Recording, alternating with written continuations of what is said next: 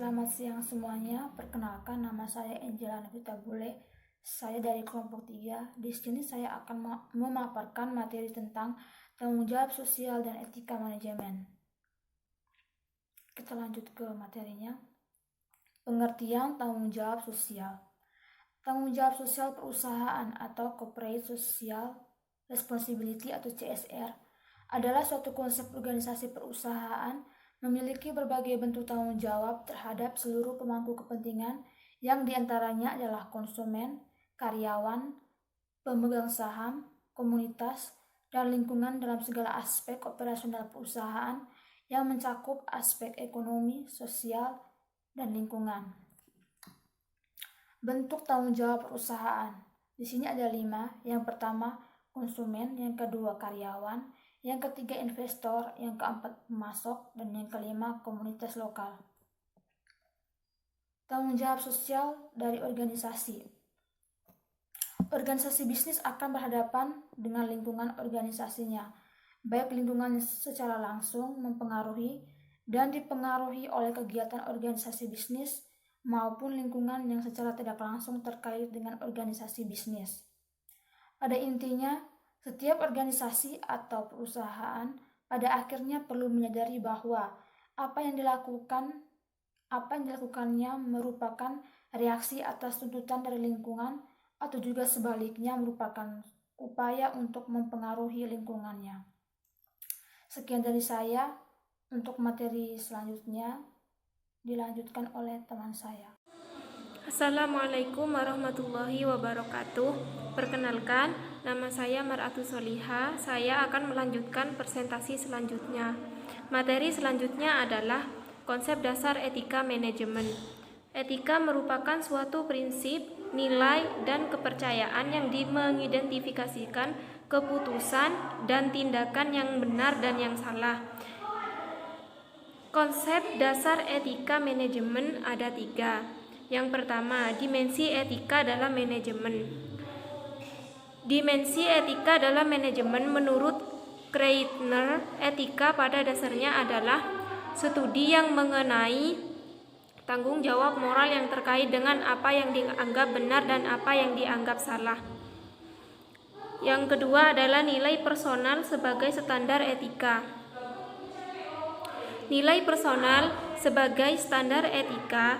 Nilai adalah nilai dan norma dalam personal merupakan suatu hal yang penting dalam manajemen sebab hal itu memiliki peranan penting dalam hal pengambilan keputusan dan etika manajemen.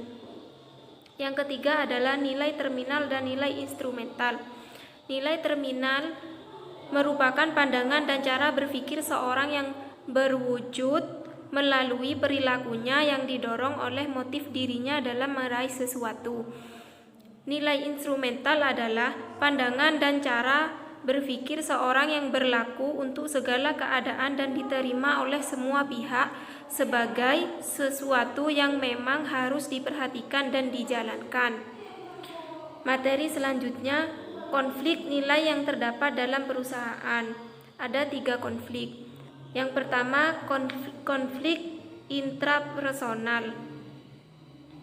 Konflik intrapersonal pada umumnya terjadi pada individu dengan individu lain karena memiliki pandangan dan cara berpikir yang berbeda. Yang kedua adalah konflik individu organisasi, merupakan konflik yang terjadi pada saat nilai yang dianut oleh individu berbenturan dengan nilai yang harus ditanamkan oleh perusahaan. Yang ketiga adalah konflik antar budaya. Konflik antar budaya merupakan konflik antar individu maupun antar individu dengan organisasi yang disebabkan oleh adanya perbedaan budaya di antaranya individu yang bersangkutan atau juga organisasi yang bersangkutan. Assalamualaikum warahmatullahi wabarakatuh. Perkenalkan, nama saya Ismiatul Azizah. Saya akan melanjutkan materi berikutnya, yaitu tentang isu seputar etika di masa kini yang sering kali dihadapi oleh perusahaan. Yang pertama, penggunaan obat-obatan terlarang. Yang kedua, pencurian oleh para pekerja atau korupsi. Yang ketiga, konflik kepentingan. Yang keempat, pengawasan kualitas atau quality control. Yang kelima, penyalahgunaan informasi yang bersifat rahasia. Yang keenam, penyelewengan dalam pencatatan keuangan. Yang ketujuh, penyalahgunaan aset perusahaan. Yang kedelapan, pemecatan tenaga kerja. Yang kesembilan, polusi lingkungan. Yang kesepuluh, cara bersaing dari perusahaan yang dianggap tidak etis. Yang ke-11, penggunaan pekerja atau tenaga kerja di bawah umur. Yang terakhir adalah pemberian hadiah kepada pihak-pihak tertentu yang terkait dengan pemegang kebijakan.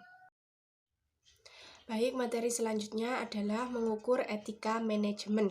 Dalam mengukur etika manajemen, ada 4 kriteria. Yang pertama yaitu dari sisi manfaat atau benefit. Artinya semua pihak bisa merasakan manfaat dari prestasi yang diberikan pegawai. Perusahaan memperoleh manfaat dari kerja keras pegawainya yang berprestasi, mau begitupun sebaliknya. Yang kedua adalah pemenuhan hak-hak atau rights, memberikan insentif kepada pegawai yang berprestasi jika memang telah ditetapkan aturannya yang sudah memenuhi kriteria pemenuhan hak-hak dari seluruh pihak. Yang ketiga adalah prinsip keadilan atau justice. Tindakan pemberian insentif bagi pegawai yang berprestasi memenuhi prinsip keadilan yaitu dengan memberikan perilaku yang seimbang dengan apa yang telah ditunjukkan pegawai dalam pekerjaannya. Yang terakhir adalah pemeliharaan atau caring. Pemberian insentif akan menjaga konsistensi produktivitas kegiatan organisasi, dikarenakan jenis pemberian insentif dapat memacu pegawai untuk bekerja lebih baik lagi.